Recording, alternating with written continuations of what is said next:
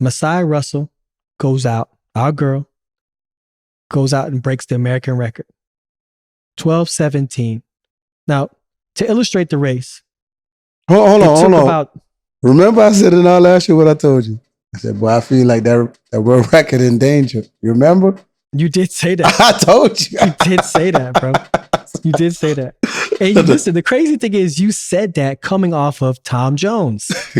And I was quiet because I didn't see what you saw. I didn't see what you saw. I was like, okay, cool. That's all right. If you think that's what it is, then you think that's what it is. Cool. And that's what I love about track and field.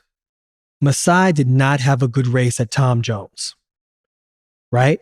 She got beat by Grace Starks.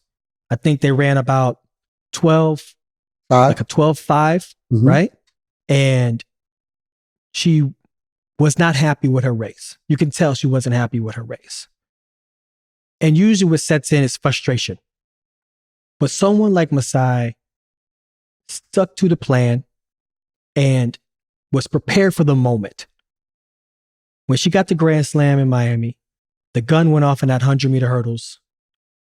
She handled business. Now, she had competition where iron sharpens iron when she had Tia Jones over there in lane 1, and Tia was rolling. If you look from the aerial view, Tia was actually leading most of the race. And as they came to the last hurdle, coming off the last hurdle, Masai sprinted to that finish line, 12:17 and 12:19. Like, everyone was shocked. Like, the audience was shocked. The announcers were shocked. Masai was shocked. Tia was shocked. But the fact is, they were prepared for that moment. It wasn't like it was like, man, you know what? I'm still in my training cycle. I ran 12.5 just last week. I guess I'll run like maybe 12.4, 12.3. I don't know. But they handled business. Perfect day, perfect moment, perfect race, perfect wind. 12:17. What'd you see? Man, I seen exactly what you seen. I'm seeing, but like I said, man, remember when I told you Masai lost? I said, hey, she gonna find a way to get back, man. She the Olympic champion, and she wants to surge back to business as usual as an Olympic champion. Now, who knows? On her way to surging back to dominance, she would collect the American record. But yeah, I mean, that's a good collection to have. Now you're the gold medalist, American record holder. You know what I mean? You just were short of the Grand Slam champion, but I'm pretty sure there's a bonus in your contract for breaking the American record. So I'm pretty sure you shook away with a good pocket of change. Shouts out to you, Masai. Shouts out to you. Absolutely. Same thing. I want to give shouts out to Tia too. I mean, we all know that Tia has been going through some personal issues that's been out in the news, and she's navigated through that with grace and with poise and focus. You know, you definitely didn't see none of that stress and drama pour into her races.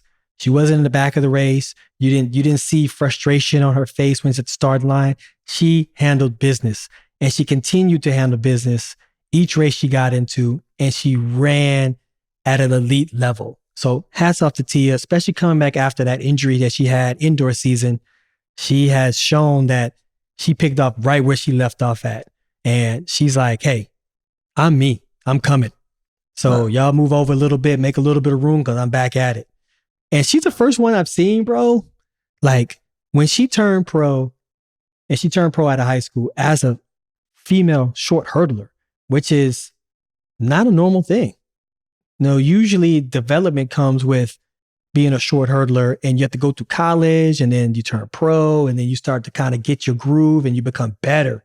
But clearly they saw something in her early on when she was in high school, turned pro, and now it's definitely paying off for Adidas.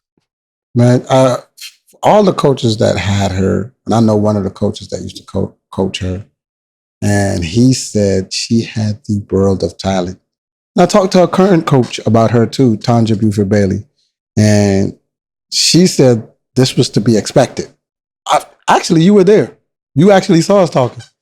Yeah. she said this is to be expected. She said it before it happened, and now it's happening. So it's just so happened that Masai happened at the same time. So I have that to say. Exactly. Which makes for a good story, though, man. That means that we're going to see them in Philly. We're going to see them in LA. They're going to clash again. They're going to have to clash again. You know? Definitely.